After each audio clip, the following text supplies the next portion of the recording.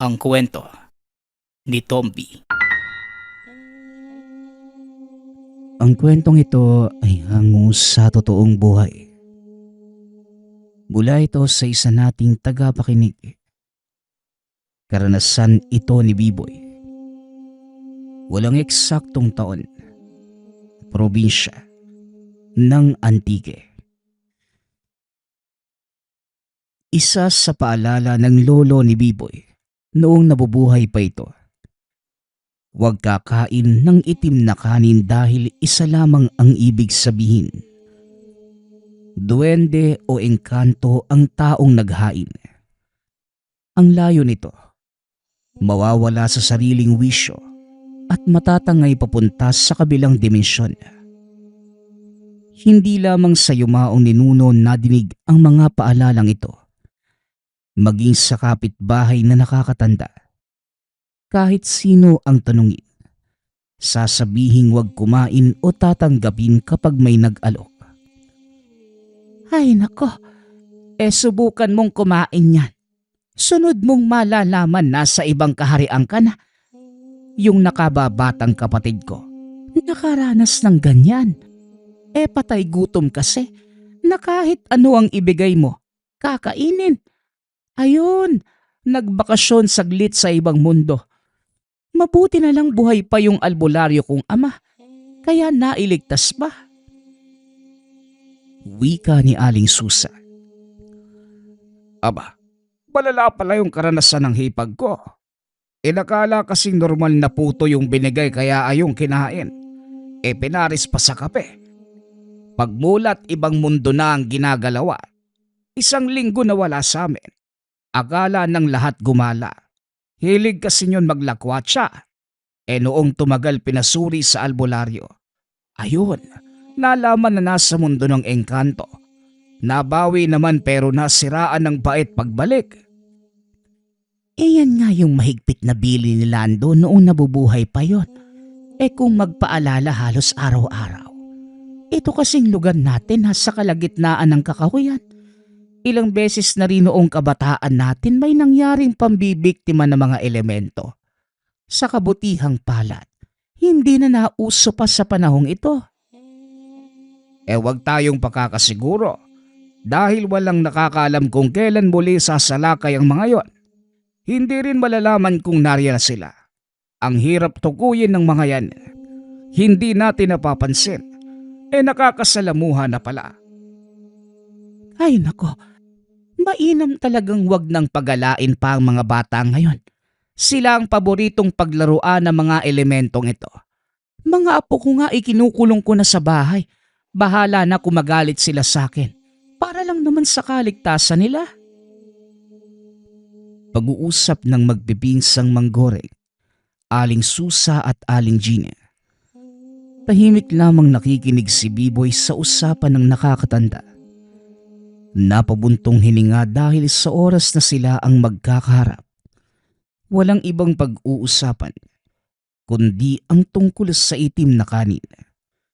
Minsan na rin itong napapatanong kung talagang totoo nga ba ang sinasabi nila o sadyang gawa-gawa lamang para takutin ang mga bata. Gayunpaman, sumunod na lamang dahil wala ring mawawala kung makikinig sa mga ganitong babala.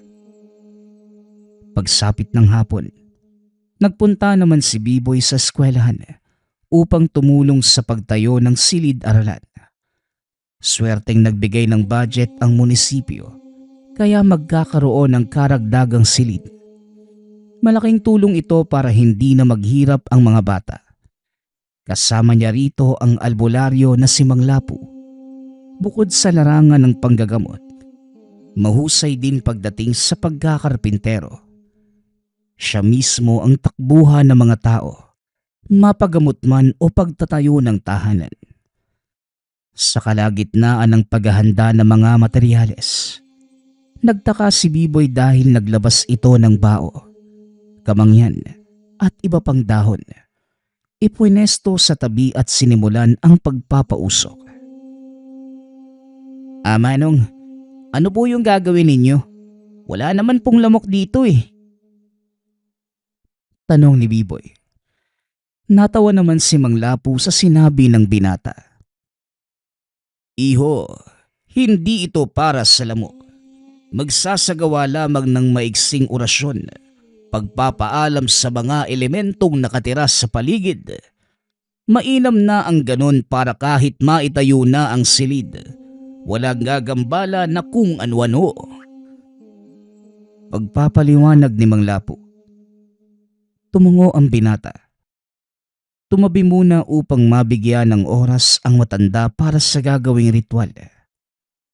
Tahimik na pinanood ni Biboy ang mga kaganapan. Nilibot ni Mang Lapu ang umuusok na kamangyan at dahon sa buong paligid. Walang tigil sa pagbigkas ng salita sa ibang wika. Nagbaon ng kung ano sa bawat haligi ng itinatayong silid-aralan. Pinanonood lamang ito ng binata hanggang sa tuluyang natapos. Agaran ding sinimula ng pagpapatayo nang dumating ang iba pang binayaran ng punong guro. Sa pagtatrabaho, hindi nawawala ang kwentuhan. Sa hinaba-haba ng usapan, nauwi na naman sa pagbanggit ng itim na kanin. May dumaang naglalako ng puto, yung kagad ang naisip ng mga kasamahan. Parehong may binahaging kwento, ngunit duda si Biboy kung totoo. Sa tingin niya, gumagawa lamang ng kwento para makasabay. Pinakinggan niya lamang ang mga ito hanggang sa sumapit ang oras ng uwian. Tinulungan muna si Mang Lapu sa pagligpit at pagbitbit ng mga gamit pabalik sa tahanan. Pagkarating sa bahay ng albularyo, ito ang unang pagkakataon na makakita ng mga kagamitan ng nasa larangan. Mga ugat, halaman, dahon, pinatuyong buto at iba pa. Meron ding buntot ng pagi at walis tingting na pabaliktad na nakasabit sa likod ng pintuan. Langis na nakasilid sa bote at galon na mapagkakamalang alak sa unang tingin. Meron ding mga kandila sa iba't ibang kulay. Pula, puti at itim. Naaliw ang binata sa pagtingin hanggang sa nasita ito ni Mang Lapu dahil papasok na ito ng silid. Agara namang humingi ng tawad si Biboy. Pasensya na po kayo. Hindi ko napansin Mang Lapu eh. Mauna na po pala ako. Paalam ng binata. Tumango naman ang albularyo. Hinatid lamang siya ng tingin. Pagkabalik sa tahanan, naabutan si Lola Gina at mga pinsan nito. Narin din na si Biboy dahil puro na lamang itim na kanin ang pinag-uusapan. Dumiretso na lamang ito sa kwarto at nagpahinga. Kaso nga lang, dahil sa lakas ng boses ng mga ito, napakinggan pa rin ang buong kwentuhan. Dahil dito, nagka-interes na si Biboy na makita ang itim na kanin. Gusto niyang malaman kung gaano nga ba katotoo ang lahat ng sabi-sabi tungkol dito. Pagsapit ng dilim, naghanda ng pagkain bilang alay sa punso na nakita doon sa kakahuyan. Napuno na ito sa usapan sa kaning itim, kaya susubukang alamin ang katotohanan. Matapos mailatag ang kanin, tuba at inihaw na manok, kinausap ni Biboy ang punso. Magandang gabi po. Kung meron mang duwende sa punso na ito, pasintabi po sa inyo at pasensya na sa pambubulabog ha. May dala po pala akong alay rito. Sana matuwa kayo. Naparito po ko para alamin yung katotohanan sa usap-usapan tungkol po sa itim na kanin na inaalok nyo sa mga tao. Totoo nga po bang paraan nyo ito para madala sa kabilang mundo ang biktima? Diretsyong tanong ni Biboy. Naghintay ito ng sagot. Pinalipas ang ilang sandali kaso katahimikan ng paligid lamang ang nadinig.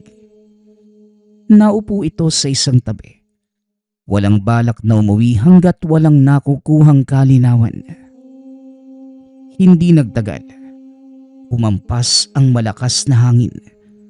Tila naging ipo-ipo ang mga tuyong dahon at may nadinig na sigaw. Nakakakilabot ang tinig. Rumehistro ang anino ng higante. Napalunok si Biboy ng sunda ng tingin ang unti-unting pagliit nito hanggang sa dumako sa tuktok ng punso. Isang matandang duwende ang bumungad sa kanya. May sombrerong patatsulok. Mahaba ang matitingkad na mga tenga. Malaki ang ilong. Malaki ang mga mata. Mabalbas. May kalakihan ang mga kamay. Maiksi ang bias ng paa at braso. At higit sa lahat, hindi ka mapapakali sa presensya. Lapastangan. Kung makatawag ka, akala mo kung sino. Hoy tao, nagpapahinga ako pero binulabog mo. Sa tingin mo ba madadaan ako sa ganyang pag-aalay? Galit na wika ng duwende. Hindi nakapagsalita si Biboy. Tinitigang mabuti ang duwende. Nagtataka rin siya kasi sa halip na matakot, wala itong naramdaman na ganun. Hindi siya natinag sa kabila ng itsura at katotohanan na isa itong makapangyarihang elemento. Kung ganun babalik na lang ako sa ibang araw. Pasensya na po sa istorbo Wika ni Biboy. Ngunit nang akmang aalis na ang binata, nang magsalita muli ang duwende. Alam mo bata, ikaw pa lamang ang naglakas loob na tumawag ng duwende. Ilang libong taon na ako sa mundo ninyo. Pero ito pa lamang ang kauna-unahang pagkakataon na nakasalamuha ako ng kagaya mo. Nagtatanong ka pa sa itim na kanin. Talaga nga namang bukang bibig ng nakakatanda ang tungkol sa bagay na ito. Ano naman ngayon kung ito ang paraan namin para makuha ang biktima? Nagtatanong lang naman po ako. Bakit parang nagagalit kayo? Malamang, sino nga ba ang hindi? Kung masyadong malakas ang loob mong magtanong sa pamamaraan namin, hindi tayo magkauri at lalong hindi tayo magkaibigan. Para basta-basta ka magtanong ng tungkol dyan. Kung ganun po, kaibiganin mo ko. Para may punto yung pagtatanong ko. Wika ng binata. Natigilan ang duwende sa sinabi nito. Maging ang binata ay hindi maintindihan ang takbo ng pag-iisip. May parte sa kanya na gustong hamunin ang duwende para lamang masagot ang katanungan. Ngumiti ng nakakaloko ang duwende. Tila tinanggap ang alok na pagkakaibigan ng binata. Subalit may kondisyon itong hinihingi. Kung pakikipagkaibigan lang naman pala ang gusto mo, yan ang bagay na madali kong maibibigay. Kaso lamang, kailangan mong lampasan ang hamon ko. 3 lamang naman ito. Yan lang naman pala Sige ba, banggitin mo yung 3 yan. Aba, wag mong mamalitin ang kondisyon ko. Marami ng albularyo, manggagamot at antingero ang sumubok, pero wala ni isang nagtagumpay. Una, dapat sunod-sunod ang pag-aalay mo. Pangalawa, dapat tapat at wala kang masamang intensyon. Ang panghuli, saka ko na sasabihin, titignan ko pa kung magiging maayos tayo sa mga susunod na pagkikita. Adios. Wika nito bago tuluyang maglaho. Nagulat si Biboy sa pagsabi nito ng Espanyol. Hindi rin inasahan na magsasalita sila pareho ng Tagalog. Kung sabagay, may kapangyarihan naman yung duwending yun kaya madali lang sabayan ang wikang sinasalita ng kausap.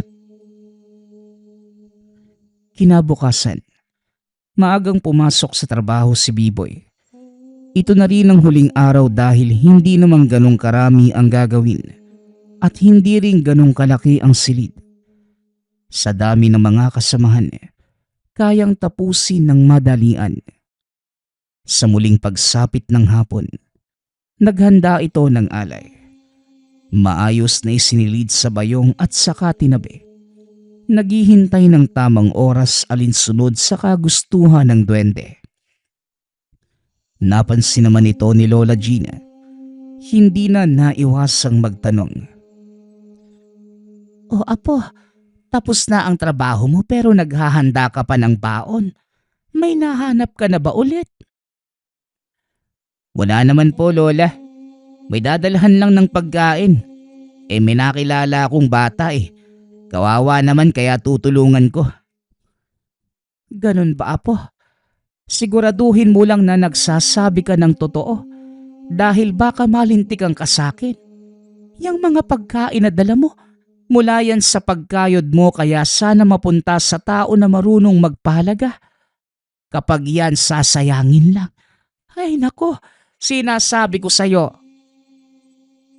Hindi na sinabayan pa ni Biboy ang matanda sa takot na baka madulas. At masabi pa ang totoo. Ilang sandali pa, nagpang-abot ang mga pinsan nitong si Mang Goreng at Aling Susa. Kwentuhan ang inatupag. Una tungkol sa kanya-kanyang buhay, hanggang sa umabot na naman sa itim na kanin. Hindi maunawaan ni Biboy kung bakit ganun kagalit ang mga ito tungkol sa itim na kanin. Bawat salita ay mararamdaman ang inis na para bang may masamang karanasan doon.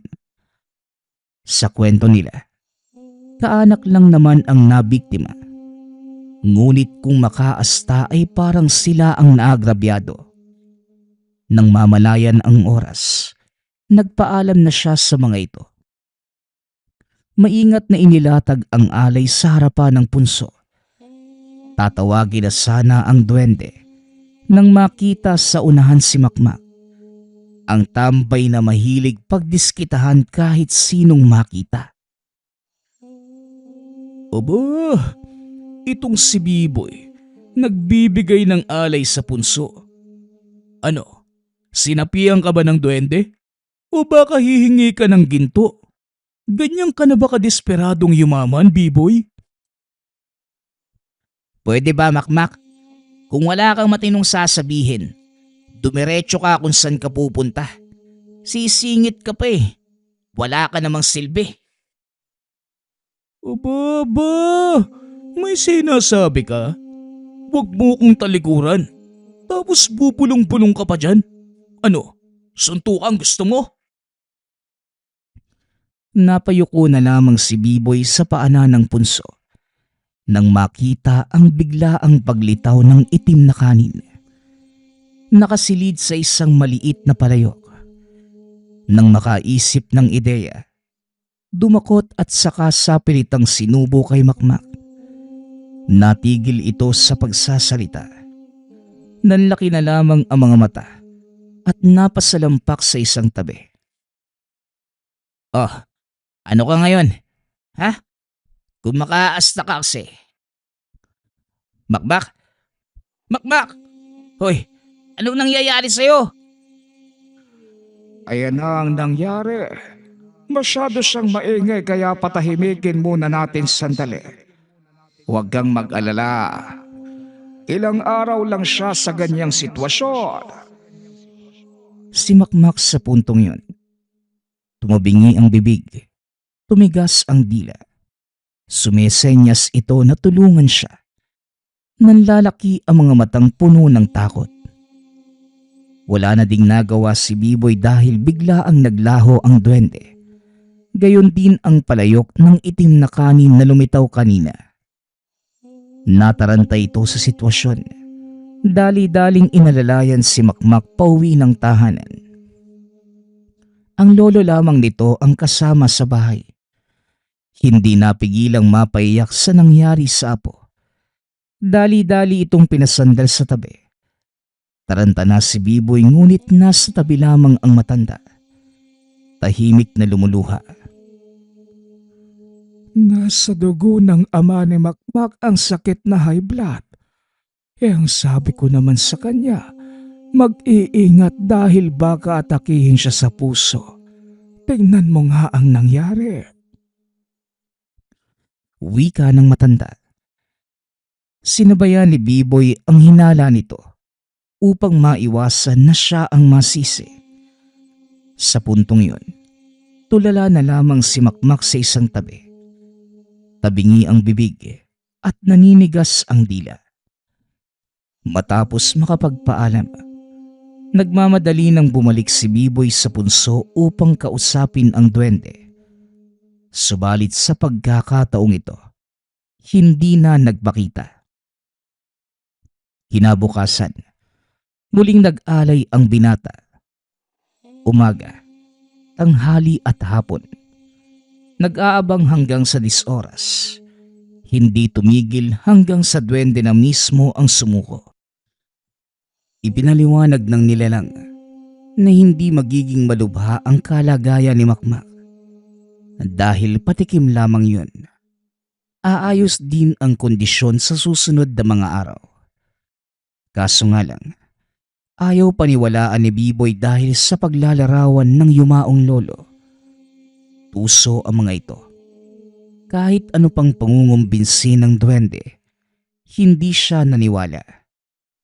Nang makaisip ng ideya, sinabing magsusumbong sa albularyo kapag hindi kakalasi ng sumpa. Natawa naman ang duwende. Ngunit dahil sa matinding banta ni Biboy, na ituturo ang punso nito para mawasak, dahan-dahang inalis ang paghihirap ng biktima. Hindi nagustuhan ng inasta ng binata, kaya't gumanti ng banta. Sinasabi ko na nga ba, pare-pareho lang kayong mga tao. Kapag hindi napagbigyan ng gusto magbabanta ka agad. O sige, magsumbong ka kamo sa albularyo. Tignan natin kung sino ang unang mamamatay. Iho, kapag ako ang inunahan, matindi ang balik ng kante. Subalit nagulat ito sa pinakita ni Biboy. Hindi man lamang nasindak ang binata. Nakapamewang na umiiling habang nakatitig sa kanya. Akala ko pa naman mabait ka. Nakipagkaibigan ka kasi sa akin eh. O siya, hindi na kita kukulitin. Ito na rin yung kahuli-hulihang pagkikita natin. Tinalikuran ni Biboy ang duwende. May sinasabi pa ito, ngunit hindi na niya pinakinggan. Lumipas ang mga araw. Nabalitaan ng binata na umayos ang kalagayan ni Makmak. Kinabahan ito sa nangyari dahil siya mismo itong sumubo ng itim na kanin. Hindi naman inaasahan na ganun ang kalalabasan. Aminado sa pagkakamali ngunit gayunpaman, ligtas na ito. Ipinagpapasalamat na lamang na wala itong maalala. Ang pinaniniwalaan ay dulot ng biglaang atake sa pagtaas ng presyon ng dugo. Nagpatuloy naman sa paghahanap buhay si Biboy. Sumasama kay Mang Lapu sa panggagamot.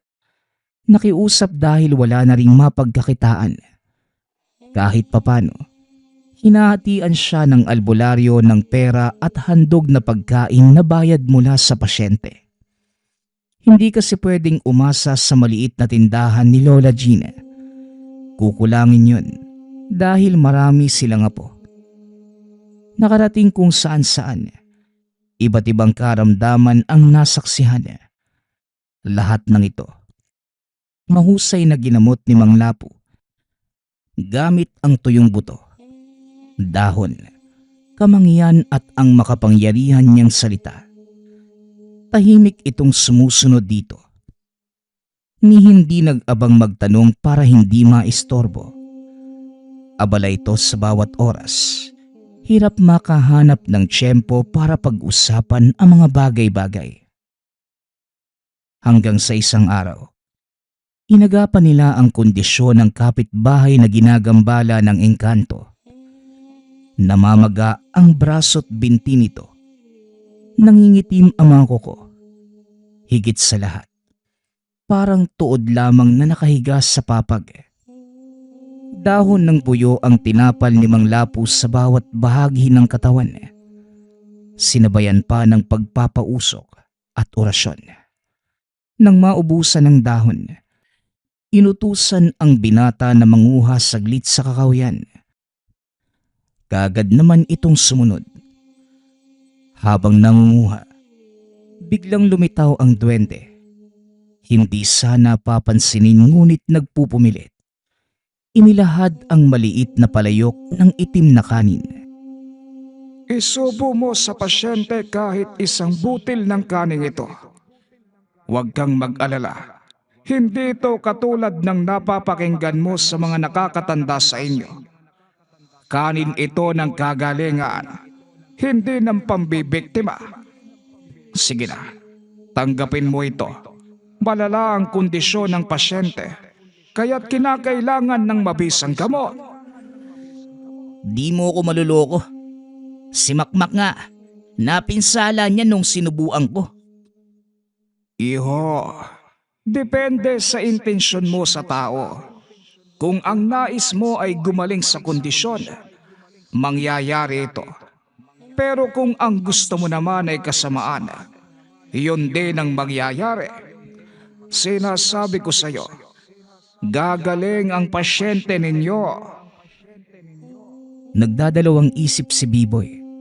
Pero dahil hirap tumanggi sa duwende, dumakot ng itim na butil at nilagay sa bulsa.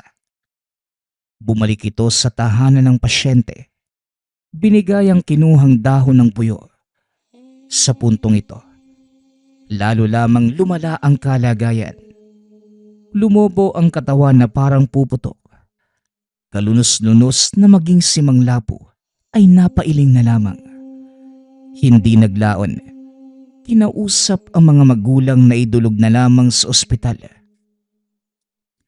Habang si Biboy naman, naisip na subukan ang sinabi ng duwende. Nang makatsyempo, pasimpleng isinubo ang itim na butil.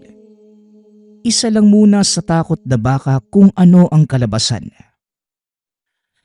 Kapag ito hindi gumana, isusumpa kitang duwende ka. Binalikan ni Biboy ang pasyente. Laking gulat nang nasa normal na kondisyon na ang katawan. Lakas na lamang ang kulang para manumbalik ang dating sigla. Tuwang-tuwa ang mga magulang sa tinuring na himala. Umayaw na si Mang Lapu, kaya't pinagpalagay na kalangitan ang gumawa ng milagro. Sa kabilang banda, tuwang-tuwa na pinuntahan ni Biboy ang punso. Tinawag ang duwende na kagad ding nagpakita sa kanya. Sinalaysay dito ang mga nangyari. Tumango lamang ang elemento. Nagulat naman ang binata nang alokin siya nito. Kung gusto mo, pwede kitang gabayan para manggamot ng iba't ibang karamdaman. Ang gagamitin mo lamang ay itim na butil. Sinisigurado ko sa iyo, marami kang matutulungan. Isang tango mo lang, pagkakalobang kita. Sandali nga lang, nambibigla ka naman eh. Ikinikwento ko pa nga lang sa iyo yung naitulong mo sa pasyente namin. Patawad kung pinagdudahan kita. Hindi ko naman kasi alam na may mabuting dulot pala yung itim na kanin nyo. Hindi dahil inilarawan itong masama ng iba. Yun na talaga ang mangyayari. Mas mainam na bigyan ng pagkakataon ng bagay-bagay na patunayan ng sariling bisa bago husgahan. O ano, papayag ka ba sa alok ko? Dapat oo dahil yung albularyong kilala mo, hindi naman kagalingan. Sinukuhan nga kagad yung pasyente. Napaisip si Biboy. Naguguluhan dahil may parte sa kanyang natutuwa. Ngunit may bahagi din na nag-aalangan. Sa pagkakataong ito, umindi muna. Wala itong ideya sa panggagamot at hindi pa ganon ang tiwala sa sarili sa ganitong larangan. Sinubukang makipagkasundo sa nilalang. Si Mang Lapu na lamang ang tutulungan nila. Pero mariing humindi ang duwende. Ayon sa kanya, may bahagi ng pagkatao ang albularyo na sa oras magising, makakagawa ito ng bagay na hindi dapat. Tumango na lamang si Biboy kahit hindi maintindihan. Lumipas ang panahon. Patuloy pa rin ang pagkakaibigan ng binata at ng duwende. Wala itong pangalan kaya't duwende lamang din ang tawag niya. Hindi rin ito tumigil sa pag-alok sa kanya. Naistahakin ng elemento ang larangan ng gamutan para may umasikaso sa mga tao pagdating ng araw. Naguguluhan na rin si Biboy. Paulit-ulit na sinasabi ng duwende na magkakaroon ng sakuna sa lugar. At dahil napuno na rin sa pabalik-balik na usapan, wala sa sariling tumango. Dali-dali naman itong pinagkalooban ng nilalang. Isang maliit na palayok ng itim na butil ang binigay. Tinuruan na maiksing orasyon ng binata. Ang dalawang to ang sangkap sa panggagamot. Sandali nga lang, tama ba tong ginagawa natin? Baka mamaya, imbis makatulong makasama pa. Sigurado to ah. Oo naman. Mag-aalok ba ako kung hindi? Lubos-lubosin mo na ang biyayang ito dahil kaming mga duwende. Bihira lamang magkaloob ng ganitong biyaya. Huwag kang kabahan. Sagot kita rito. Sinimula ni Biboy ang panggagamot kay Lola Gina na matagal nang iniinda ang pananakit ng tuhod. Hinahaplos habang bumibigkas ng orasyon sa isipan. Inihip ng 3 beses, saka palihim na nilagyan ng butil ng itim na kanin ang baso ng tubig. Sinabihan itong uminom, na kagad namang sumunod. Kinabukasan, nawala nga ang pananakit. Lumipas ang ilang linggo. Buwan, hindi na ininda ang karamdaman. Pati mga pinsan na nilalagnat, ubo, sipon, lahat sila ay ginamot ni Biboy. Nagduda ang lola na may biyaya ang binata. At dahil sa pagiging tsismosa, kagad kumalat ang balita tungkol dito. Magmula sa puntong yun, binibisita ng pasyenteng may iba't ibang karamdaman ang tahanan nila upang magpasuri. Kinabahan si Biboy sa ideya na baka maubos ang itim na butil. Natataranta pa itong bumalik sa punso ng duwende upang humingi. Tinawanan naman siya ng nilalang dahil nag-aalala sa wala. Ang itim na butil na nasa palayok, kailan may hindi mauubos. Napanatag naman ang kalooban. Kagaya ng sinabi ng duwende, may dumating nga na sakuna. Tinamaan na matinding trangkaso ang mga tao. At dahil nasa liblib na bahagi, sa albularyo at sa kanya umaasa. Subalit lumihis ang karamihan at kay Biboy nagpapagamot.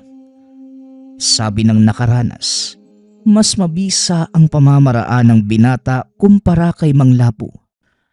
Marami ang usap-usapan na pumapabor sa kanya. Bagay na kinagalit naman ng albularyo. Kaya nang magkaoras, nagharap ang dalawa. Biboy, sanggol ka palang kilala na kita. Magkakasama rin tayo sa iba't ibang trabaho, lalo na sa pagkakarpintero. Madalas din tayong magkakwentuhan kapag nagpang-abot. Pero hindi mo nabanggit sa akin na may kakayahang ka pala sa larangan na ito. Naaalala ko, minsan kang nagpunta sa aking tahanan. Pinagmamasdan mo ang mga kagamitan ko. Napanood mo na rin ang pamamaraan ko dahil ilang beses ka nang sumama. Ang kaso, hindi mo naman sa akin nakuha ang pamamaraan mo. Saan mo kaya yan nakuha? Makahulog ang tanong na matanda. Masama ang titig nito sa kanya na para bang isa itong kriminal na may tinatagong krimen. Manong, parang masama na yung tingin niyo sa akin ah. Ang totoo, bata pa lang ako nang magka-interes sa panggagamot. Hindi lang nabigyan ng oras para aralin dahil kinakailangan kumayod para sa pamilya eh. Himala ko nga rin kung ituring kasi bigla na lang akong natuto sa panggagamot. Tsaka, isa rin naman po kayo sa hinahangaan ko eh. Oo nga, pero mali ang ginagawa mo dahil nilalamangan mo ko. Bagay na hindi dapat mangyari. Bagito ka pa lang. Ako'y matagal na. Dapat ako ang kilalanin nila at hindi ang katulad mo. Nag-iba ang tono ng albularyo. Gayunpaman, hindi umatras si Biboy. Dito napagtanto ang sinabi ng duwende na meron itong ugali na sa oras na sumabog, makikilala ang tunay na katauhan. Manong, hindi po ako nanlalamang. Ang sakin lang makatulong. Yun lang po yung gusto ko. Huli ka na. Ayaw mo pang umamin. Sige lang, magpatuloy ka sa ginagawa mo. Sana'y pagpalaing ka ng ating Panginoon. Sinundan lamang ng tanaw ni Biboy ang papalayong matanda. Galit na galit ito sa kanya. Nagulat siya sa inasta nito. Matagal na silang magkakilala. Ngunit ni minsan hindi naisip na may ganitong klase pala ng pag-uugali. Gayunpaman, inayos niya ang isipan at pinagtuunan na lamang ng pansin ang mga pasyente. Sa pagkakataong ito, pinsang babae ang tinamaan ng trangkaso. Nabahala dahil parang may iba pang karamdaman na sumabay. Biglang bumagsak ang kalusugan. Tulala at hindi makausap. Dali-daling binigyan ng tubig na may butil ng itim na kanin. Uminom naman ito. Ngunit lumipas ang mga araw. Ganun pa rin ang sitwasyon. Dito na kinausap ni Biboy ang duwende. Ito mismo ang tumingin sa kalagayan ng pinsan. Napag-alaman na sinasabayan pala ito ng barang. Dali-dali namang nahulaan ng nilalang ang nasa likod nito. Walang iba, kundi si Mang Lapu. Kita mo na. Sinabi ko na sa'yo, kakaiba ang taong yon. Magaling magtago ng tunay na pagkatao. Akala mo malinis sa labas, ngunit sing-itim naman ng uling ang budhe, Biboy. Tinuruan na kita ng pamamaraan. Magagamit yun sa panggagamot ng karamdaman at sa pagtuturo ng leksyon sa taong katulad niya. Ano man ang intensyon mo sa tao, susundin ng itim na butil. Isa lang ang kinakailangan. Wika ng duwende. Ngayon na alam na ni Biboy ang sitwasyon, pinangako sa pinsan na gagawin ang lahat para mapagbayad ang taong gumawa. Dahil bata, hindi rin maintindihan. Ginamot muna ito at nang mahimasmasan, siya naman ang kumilos para harapin si Mang Lapu. Dire-diretso si Biboy. Walang takot na pinuntahan sa tahanan ang matanda. Isang tawag lamang ay nagbukas kagad ang pinto ng albularyo. Bumalandra ang nakakalokong ngiti na lalong nagpasidhi sa galit ng binata. Kung gusto mo kong saktan, ako ang patamaan mo ng tigalpo. Huwag mong idamay ang sino man sa pamilya ko. Karuwagan ng tawag dyan, Manong. Aba, sino ang mag-aakala na alam mo pala kung ano ang duwag sa hindi? Talaga ba? Sino nga ba sa atin ang tunay na duwag? Ako na may sariling kakayahan?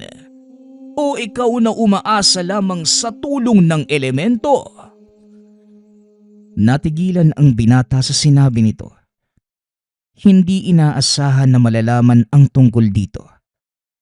Kaso, nakahinga rin ng magtanong. Ang alam lamang pala, may gumagabay na elemento, ngunit hindi siya sigurado kung ano. Sa hinaba-haba ng usapan, nauwi sa formal na pag-aaway. Pumapakawala ng orasyon si Mang Lapu samantalang nanatiling nakatayo si Biboy. Kung ano-anong salita ang binibigkas, kamot ulo lamang ang binata dahil walang naiintindihan. Wala din itong nararamdamang mali kaya sa paglipas ng ilang sandali, tumawa na lamang ang binata. Natigilan naman ang albularyo dahil walang epekto ang ginagawa nito sa kanya. Teka, demonyo ba ang gabay mo para hindi ka tabla ng anumang orasyon? Bahala ka, Manong. Hindi ko sasabihin. Baka malaman mo pa eh. Ano, yun lang ba yung kaya mong gawin? Wala nang mas matindi. Para kang tanga pala. Salita ka ng salita. Daig mo pa yung baliw doon sa langsangan eh. Ano? Ako naman. Sa puntong ito, si Biboy naman ang bumatong ng orasyon. Unang bigkas pa lamang ay nanlumo na si Mang Lapu. Agarang nanlambot ang buto. Humandusay na lamang dahil hindi na makatayo. Sinunda ng orasyon na layong gawing pipi at bulag. Dali-dali itong umepekto sa matanda. Bumubuka ang bibig ngunit walang salitang lumalabas. Gayon din ang mata na kahit mulat, wala nang nakikita. Kinapa na lamang nito ang paligid at bilang panapos, sinubuan niya ng itim na butil. Ilang sandali ang lumipas. Tuluyang nanghina si Mang Lapu kasabay ang pagkawala ng bisa ng lahat ng kakayanan. Binura sa isipan ang kaalaman at higit sa lahat, sinapit ang kalagayan na mas mahirap pa kesa sa taong baldado. Napabuntong huminga si Biboy habang nakatitig sa kalagayan nito. Pasensya na po, Mang Lapu. Siguro, isang kasalanan ng pagpataw sa inyo ng ganyang kalagayan. Pero handa kong pagbayaran yon sa kabilang buhay. Dahil kung hahayaan kasi kita at palalampasin ang ginagawa mo, hindi nalalayong magtutuloy-tuloy yung paghahasik mo. Kung hindi mo lang pinairal yung ugaling yon, hindi sana tayo aabot sa ganito. Wika ni Biboy. Iniwanan niya ang matanda. Hinayaan ito sa ganong kalagayan. Para kay Biboy, kalabisan ng kanyang ginawa. Pero may bahagi ng pagkatao na sumang-ayon sa sinapit ni Mang Lapu. Kung hahayaan niya ito, malaki ang tsansa na hindi lang pamilya niya ang gagawa ng masama. Inisip na lamang na mainam ang ganon. Napigilan ang mas malaki pang problema. Nagpatuloy sa panggagamot ang binata. Lumipas pa ang panahon. Kinilala ito bilang mahusay na manggagamot. Ang tanging gamit ay mga kamay na hahaplos sa bahaging may karamdaman, orasyon, at ang pinakamabisa sa lahat, ang itim na butil ng bigas ng duwende, na kung ang matatanda ang magsasabi, pain na mga elemento sa biktima para matangay papunta sa kabilang mundo. Subalit para kay Biboy, ito ay isang bagay na nagsalba sa buhay ng karamihan sa lugar. Buhay siyang saksi at handang tumestigo kung kinakailangan. Nagpapasalamat nga pala ako sa lahat ng sumusuporta sa ating channel. Nawa ay patuloy niyong suportahan at pakinggan ang ating mga kwento. Hanggang sa muling pakikinig. Paalam.